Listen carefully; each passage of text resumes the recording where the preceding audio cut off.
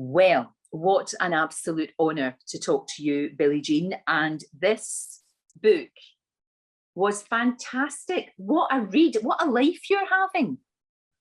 Yes, I still am. You're right. I'm still going. I love it. No, I'm not done yet. You bet, you bet. Oh, listen, you're only starting.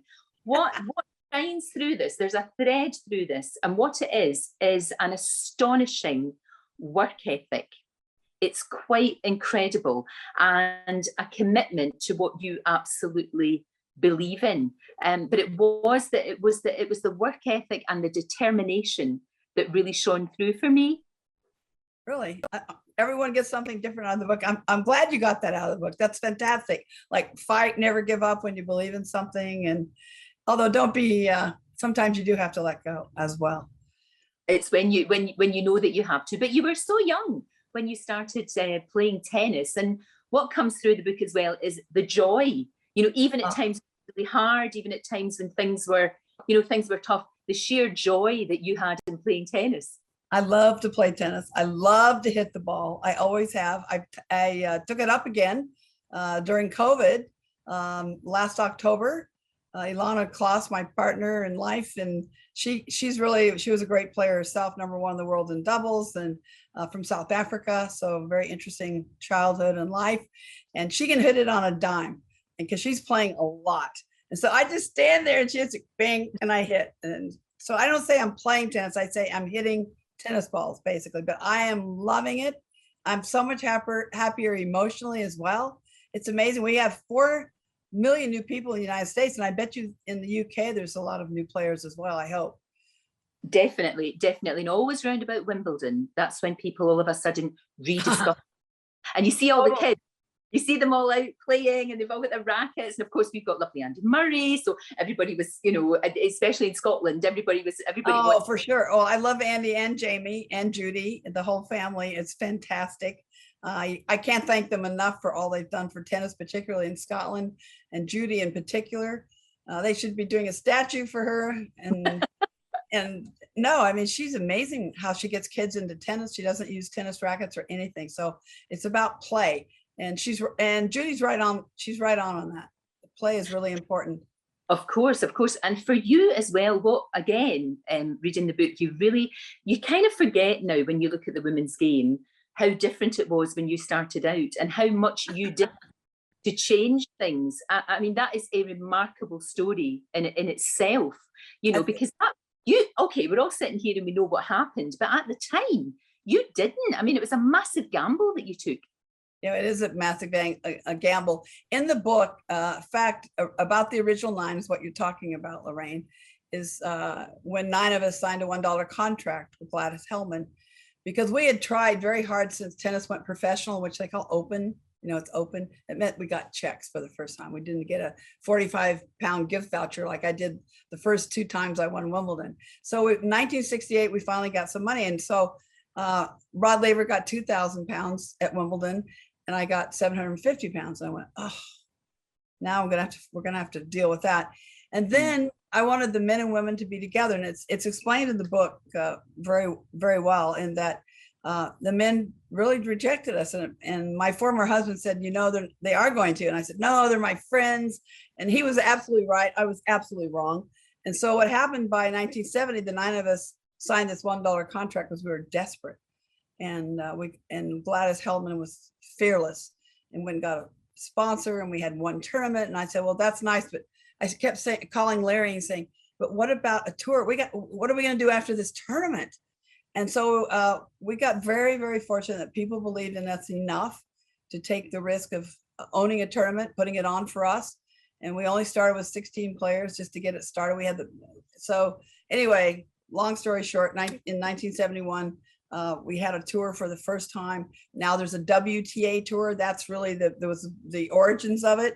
And every time a woman gets a check, whether it be on the WTA tour or at the majors or the Grand Slams like a Wimbledon, without that moment in time in 1970, they wouldn't be getting that money. So we are very happy. And tonight, actually, this week, we're getting honored on the court at the US Open between the women's semifinals. So I think it's wonderful. And there's 5 of us out of the 9 that are here in New York. We're all still alive. So Judy Taggart Dalton's in Australia, and she can't get out of Australia. I mean, they've been quarantined for over 200 days now. So anyway, we're really excited, but it's very relevant to today. And I think a lot of the things in the book will talk about what we did, but what's happening today and the future started with these moments. No, absolutely. And a complete trailblazer. And all the women coming behind you, they always say they're so indebted to you for that, you know, and the other women who basically stood up and said, no, this shall not be. This is not fair. And we have to change it. Yeah, we did. We're very fortunate. And we had very wonderful male allies as well.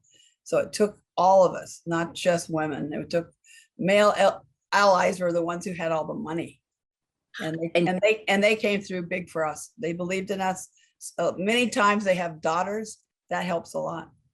Yeah, absolutely. Of course it does. Now, something that really struck me was the fact that now you hear about, you know, athletes, it's very, very controlled what they eat, their fitness regime, the way that they de-stress, and they can concentrate on the game. And there you are playing, like, you know, playing on whatever you could grab to eat. And you're on the phone to sponsors trying to sort things out. You're on the phone to your husband. You're on the phone to everyone. And then you have to go and play, by the way, you have to go and play tennis. Exactly. It was tough, but we were very focused. We knew what we wanted, and we were willing to give up our careers for the future generations. And the 3 things that we came up with is that any girl born in this world, if she's good enough, would have a place to compete. Number 2, that she'd be appreciated for her accomplishments, not only her looks. And number 3, to be able to make a living playing the sport we love. Yeah. And somebody said to you, I couldn't believe it, how cheeky and rude. Oh, well, Billie, you'll be a champion because you're just, you know, you're not pretty enough. Actually, that was the Brennan family, my surrogate family I stayed with. And the whole family was so angry with Mr. Brennan when he said that. They said, are you kidding? You're ridiculous. It was really fun, actually. It ended up being okay. But I had fun with them. And of course, I grew up in a family with only 2 children. And so living with a family with 10 children was actually fantastic for me. I kind of understood a small family culture, and then being thrown in, and, you know, we're brought up Protestant, they're Catholic. I mean, it was really, really good for me to see different sides of religion. And I mean, I knew Catholics before, but living with them, it was very interesting how they went to mass and had to go and, you know, they take 3 of the boys and then they take 3 of the, oh my God, it was hilarious watching them. It took all morning to go to mass, and then we would get to the table, and they'd always bring home pastries, and oh my God, it was just hilarious. It was very sweet, but it was very different from where I grew up. Yeah. My brother, who played Major League Baseball, which was huge in those days. Moffat is my birth name, which I think it could be Scottish. I think my first relative came to the United States from Scotland to Maine, and so I've got Scottish, I've got Irish, I've got English. So I feel when I come to the UK, I go, yes. And I've been lucky enough to go to Scotland, which I really wanted to make sure I went there because I was obviously in England so much of the time. And I've been to Ireland too. So I'm glad I've been to all 3 countries. Well, there is a word in Scotland, and it's called thrawn. And thrawn means, it means that you're kind of like very determined, but it's more than that. You know, it's so much more than that. And I think you, Billie Jean King, are thrown, and it's a good. I like that. Thank you. Okay, I know this is going all over, but I wore blue today because you're Scottish. Oh, that's so. Because you know the blue and white with my pearls are white. That was for you, and the glasses are the Scottish. As close as I could get to Scottish blue. And then if I do something for an English person, I'll find red or something. You know, I try to match it up. Absolutely. You know what was really interesting to read about and to know about was your husband, because you married your best pal, and you 2 were really in love, and then you had this incredible relationship where you were living and working together, but you never lost that love and respect for one another, which I think is really important. That's really important, I think. Yeah. I found reading about that when you were outed, which is incredibly unfair, but when you were, that the sponsorships just disappeared. Oh, today they would not. That's what's wonderful. Today, No, everything's the opposite. exactly, and they wouldn't disappear. But that's only because you were the pioneer. You know, you were the one that sort of put your head above the parapet and you said, actually, this is my reality and this is what's happening. Right. And then you change again. Here you are again, the pioneer, changing things. Well, I hope so. But the LGBT community, people come up to me all the time and thank me, especially after reading the book, because a lot of young people are now coming up to me. Yesterday, I had a signing at the US Open, and I had about 10 young people come up and say how much it helped them trying to figure out who they are and how they self-identify, because we don't live in a binary world anymore. So I'm always asking, how do you self-identify? Because I want to be politically correct with them. So it's sweet. It was really nice. It's helped, as long as it can help somebody. That was when I wrote, you know, we spent over 4.5 years on this book. It just kept, and we had a full-time researcher, 2 writers. I mean, you'll see the writers, Johnette Howard and Marianne Ballers. And I just spent day in and day out thinking about it. I couldn't go to sleep at night sometimes. And also reliving the pain. Sometimes it's very difficult, but also reliving the joys was wonderful. So it's been quite a roller coaster ride. Oh, very much so. One of the things I have to talk to you about, and I was talking about it with my daughter actually, was the battle of the sexes. Oh my goodness me. The thing was, you had to win that because Margaret Court had got beaten. You had to win. The pressure on you. I don't know how you dealt with that. I really don't. Well, I appreciate myself more now about that, but the pressure was enormous. We had 90 million people who watched worldwide. I think 50 million in the United States. And it was all about social change, trying to get people to change. I mean, I don't know what it was like in the UK, which I probably need to read the history again. I keep looking at your history as well, is that a woman couldn't get a credit card in 1973 on her own in the United States. And it was probably the same in the UK. And that was ridiculous. And then we had something that was passed in the United States, which was huge, and that was Title IX. And for the first time, there were no classroom quotas in colleges, high schools, universities, private or public, because they got federal funds, you know, and they had to spend it equally on boys and girls for the first time. So that crashed down the classroom quotas. And for the first time, women got athletic scholarships, which the boys have been getting since forever. So that's the reason actually the women did well in the 1996 Olympics, was because they'd had Title IX and been around enough generations to get the proper coaching, the proper uniform, you know, just have the whole atmosphere be more towards equal with the boys, even though it still isn't, but it still went in the right direction. And we get a lot of people from the UK actually going to university. When a woman comes to the US and has an athletic scholarship in any sport, it's because of that happening in 1972. So a lot of foreign people come to the States, are also deriving benefits from it. Fantastic. And then you had this, I mean, it was a hoopla, wasn't it? Against it was crazy. It was entertainment plus, which I love.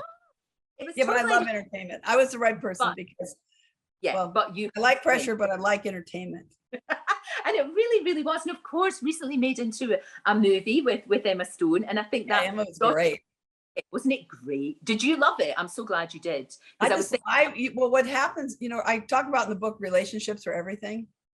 Yeah. I got to know all these actors and I'm still in touch with many of them, not a few of them, Emma in particular, but just Steve Carell, we're in touch with him. I mean, we're still connected to the directors. I mean, it really makes a difference in just knowing these people forever. And they are the best. You know, I was so pleased that, I mean, like Emma really wanted to play it. I'm like, really?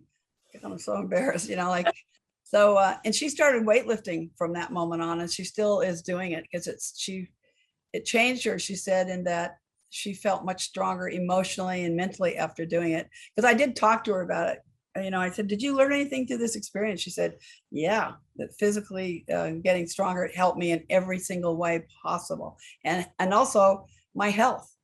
I feel better, I'm stronger. And not only am I stronger physically, I feel stronger emotionally, which I think, and mentally, which is so helpful. Because they've proven that girls are in sports, they are usually healthier. They do better in math and science. 94% of women in C-suites identify with being an athlete. And a lot of people don't realize that. It really, it's also we're entertainers. When they talk about entertainment and then occasionally they'll say sports, I get furious. When people say entertainment, that means including sports. Including, exactly. When I used to walk out on center court at Wimbledon, are you kidding? That's your stage. That is if you're an actor, that would be your stage. And that's how I always felt about a tennis court. When I was particularly center court at Wimbledon, that place is so beautiful. There's such symmetry. It's just perfect for a tennis player. And of course, in the old days, you had to win Wimbledon and be number one in the world. So as a child, was my dream every night. Can I win Wimbledon? Because I want to be number one. So, and then when I was 12, I noticed everybody wore white shoes, white clothes, played with white balls, and everybody who played was white. And I asked myself, where's everybody else? And that was the day I committed to being a champion of equality. And if you look at my life, that's all my whole life's about, is championing equality for everyone, not just girls, not just boys, just everyone and all genders. Which is fantastic. And you have had lots, quite deservedly, so many plaudits for that. And the wonderful thing is, as well, as you said, you've found your soulmate. You found the person that you're supposed to be with. It doesn't happen to all of us, but you have, and that is an amazing thing. Because of tennis, Larry and I found each other, and because of tennis, Ilana and I found each other. And that's wonderful. It really is. It really is, especially after everything that you had to go through. Because I think anybody today, it's really difficult for them to realize what it was like. Even go back to 1981, like we were saying, when all the sponsors deserted you just because you happened to be gay. That all of a sudden they just went, oh, hands off. It's nuts when you think about it now. It's not really, now. Now you're celebrated, which is good. Everyone should be celebrated for who they are. Now, do you know what I love? You are really good mates with Elton John.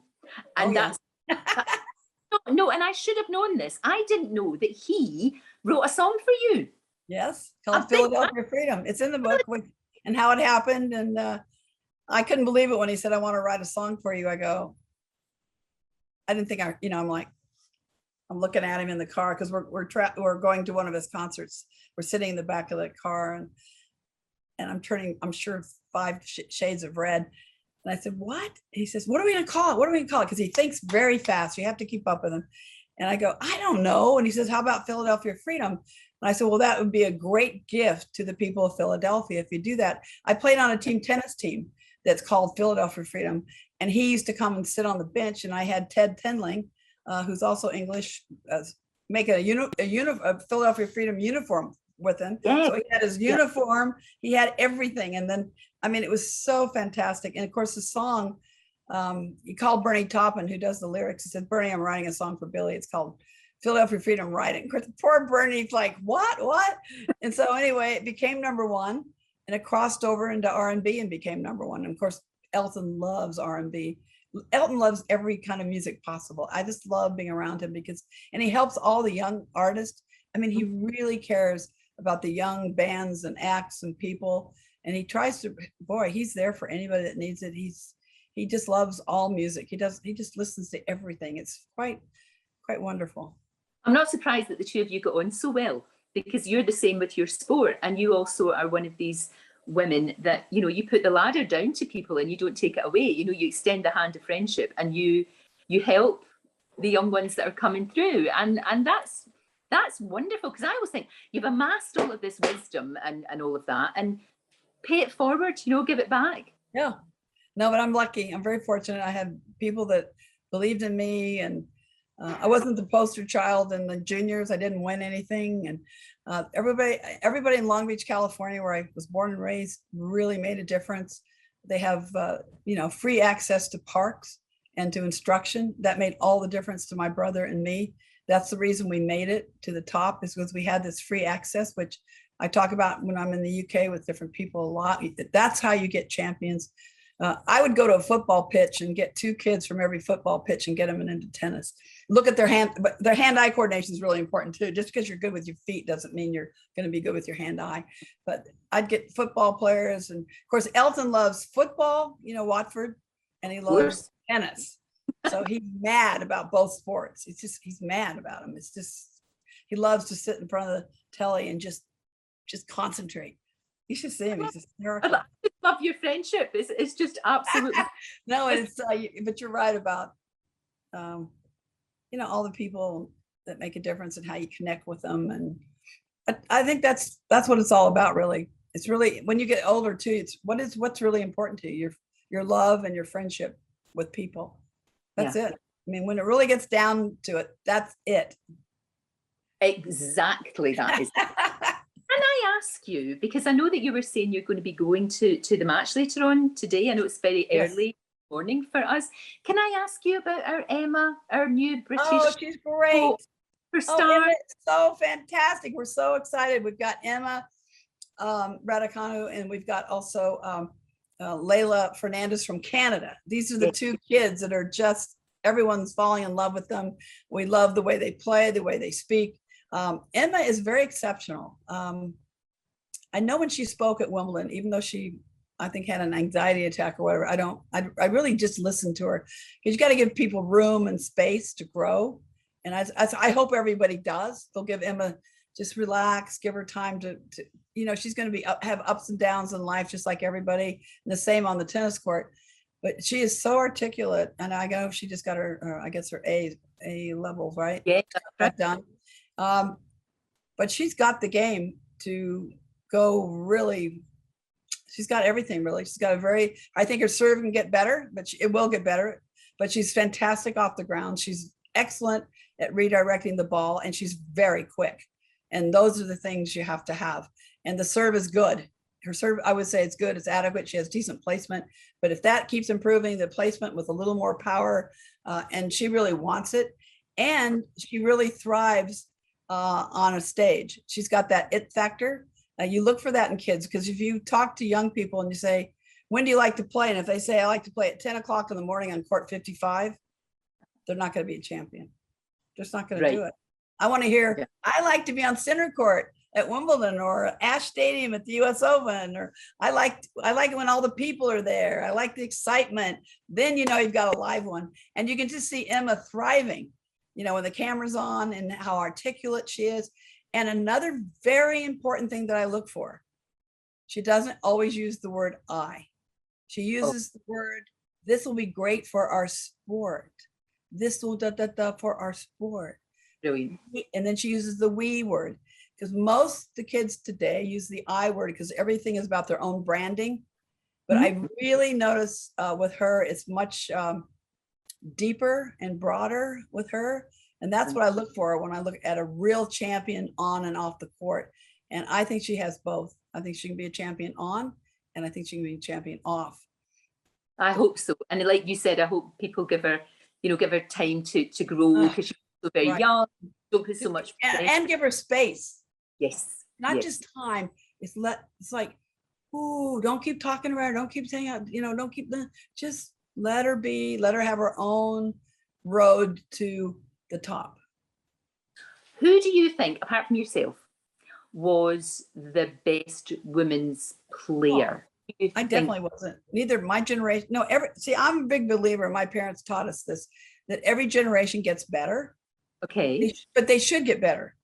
They have more information. They have better equipment. They have everything for them. They have more money. When you have money, you can have your team. You can have your coach, your physio, your massage therapist. We didn't have any of that. We couldn't even afford coaches. So we're not even in the same ballgame. And today, the courts are very different. We played 75% on grass. Grass is like 3 weeks now. It's usually on hard court or clay. It's a very different game, but the rackets, the strings, that's all they talk about, the strings right now. Oh my gosh. So anyway, and also the training they do is so far superior. But for our day, we were fantastic, but no, every generation gets better. But I grew up watching you, as a kid in Glasgow. I watched you and Martina and all of that. Martina was fantastic too. Martina and Chris, we got very lucky on the tour. when we started, because they were the first generation of what I call a professional. They started as a pro, really. Yeah. There was professional tennis available for them. We are the transition generation, taking it from amateurism to professional tennis. So Chris and Martina were the greatest thing that happened to women's tennis in so many ways. They played 80 times as a rivalry. They're 40-40, I think, in their results, or close. I gotta look it up again, but I think I'm right. Yeah. And we couldn't have asked for anything better. And they had a contrast of styles. Chris, everybody called her Chris America, Chrissy, the next door neighbor, American, baseliner. And then you get Martina defecting from Czechoslovakia at the time, now the Czech Republic, coming over in 75. And, you know, I mean, what she went through, and she's big and strong and goes to net on everything. So this contrast of styles was fantastic. And we are so, I mean, I talk about them in the book, how I actually thank them in the book for helping so much, because they could have won more major titles. You know, we purposely did not play the Australian. I missed 11 years. They didn't play. We played team tennis during the French. So we probably missed a good 15 opportunities to win so-called slams, even though they're really originated with majors. Don Budge created it in 1938, and it's really majors. But the kids all started calling them slams. So now everybody says, I want to win the slam. I want to win a slam. But a slam means 4 tournaments, the 4 majors in 1 year. That's what Djokovic is right. He's got what, 2 more matches or 3 more matches or whatever. He's amazing. So I just think everyone gets better. But Chris and Martina were very instrumental in why the women today also have what they have. But all of you were a joy to watch. Rosie Casals, everybody, Yvonne Colley. I mean, it just was. Oh, it was. Yvonne was fantastic. Rosie Casals is so much fun to watch. She was my doubles partner on many occasions. And I used to start, when we're playing doubles, I used to start watching her play against the other two. And I go, Billie, you're also on this side. Come on, pay attention. But they were so much fun to watch. She was so much fun to watch. I think pound for pound, probably Rosie was our best athlete. If you just take pound, she's 5'2 1/4, but you know, Emma's not that big. And they're 5'5", I think they're 5'6" maybe. She and Layla 5'5", but they're very quick. They're very quick. They're agile. They're very agile. You say agile, maybe? Yes, agile? no, that's absolutely right. Of all of the things that you have done, and there are many, and all of the owners and the people you've met, like Nelson Mandela and President Obama and all of that, is there something that you kind of think to yourself, right, that was fantastic? That was, you know, that was when I just thought, wow. So many. Well, I'm not done yet, but I think for Ilana and me, probably meeting Mandela, because when we entered the room, I remember looking at Ilana, who is South African. Just, she couldn't breathe. She just says, I can't breathe. I'm so just overwhelmed with gratitude that we get to meet him. Because I just missed meeting him like 5 other times by one day. And so I talk about in the book how Ilana called me and got lucky. We just got very lucky. And ironically, where we went to his foundation to meet him is the first place I stayed when I went to South Africa. It was in Houghton. So I was like, oh, this is just too much deja vu for me. I was like, oh, so, but it was such an honor to meet him. And then I think getting the Presidential Medal of Freedom, being the first athlete, first gay, he and Harvey Milk got one posthumously. His nephew was there. He was, I mean, President Obama was the first president to ever talk about gay or LGBTQ or anything. So I was really proud of that day. And also our first president of color. I'm still waiting for a woman to be a president, which well, it's pathetic. I thought in my lifetime I would, but there's something. You could stand. You could stand. You'd be brilliant. Everybody would for you. Everybody. Well, in the 70s, when they really wanted me to get into politics, I would have, except for my sexuality. I wouldn't have had a chance, because, and you got to tell your truth. I mean, you can't lie to your constituents. No, I think the main reason we don't have I don't know, I can't talk for UK because you've had women be leaders, but I think people think when women lead, at least in the US, that we only lead for women, and we don't. We lead for everyone, just like a guy does. Yeah, of course. I know, but that's not the way people look at it. It's like, thank you for what you did for women's tennis. They'd never say that to a guy. They'd never say thank you for what you did to men for men's tennis. They would never say. They say thank you for what you did for tennis. But with women, every time we do something, they go, oh, thanks for what you did for women. I'm like, wow, that's only half the population. That makes your market half as big. You do less. If you only have half the market, you have less. Exactly. So it's I just wish people in the, well, probably in the UK it's not so much that way, but in the US it just drives me crazy. I think you'd be a fantastic president. I really do. You think of all the wisdom that you've amassed, and that we've talked about, that grit and determination, and you being so thrown. I think you would be fabulous. That's very sweet of you. I'm not savvy enough in politics. I'd have to. I would have gone to law school if I hadn't played tennis, and then that would have also helped. Who knows? Who knows? It's those what if moments. Who knows? Now look, all of these amazing things you've done, and what about this then? You are my Barbie doll. That's hysterical. But that's amazing. I have more than that. I have a couple. There's my Barbie doll. They're doing a whole series on pioneer women and trailblazers. It's so cute. I wish my legs were that long. No, I'm kidding. Amazing. I love that. They've got your glasses and everything, and you look amazing. What a wonderful thing. You know, it is. I mean, there would have been a time when you would have thought, I'm not sure about that. But actually now. Oh, and I looked it up. I looked up the founder. I do all my studies. I wasn't going to do it until I looked up everything. And she wanted every girl to be herself and to be basically, Hannah, I think was the founder's name. I'm not sure her last name. And she said all the things I care about a girl being who she is and being her authentic self and all. And so I thought, you know what? And that was back in the late 50s or early. I thought, you know what? I will do it. Because they were trying to, and they're trying to change their image now to be inclusive and that everybody counts. So I thought this is good. I want to get on board for this. Perfect. It's got the seal of approval. Billie Jean, thank you. Thank you for everything you've done for tennis. Thank you everything that you've done for women's rights, but for people's rights, and to, you know, people of all, you know, diversity. That's you. It's diversity, and it's what we do right now. And you were so ahead of your time, so ahead of your time. And this book, all in, that says it all. You are all in with everything you do. What an absolute joy to talk to you. Thank you so much. I really appreciate it. It's been amazing. Thank you so much. Thank you so much. Don't forget, you can watch full episodes of Lorraine on the ITV Hub and all the best clips, compilations and playlists right here on our channel. Just subscribe now and you'll never miss an upload. Click here to watch another video similar to this one, or click here to head to our channel's homepage to explore all of our exciting videos.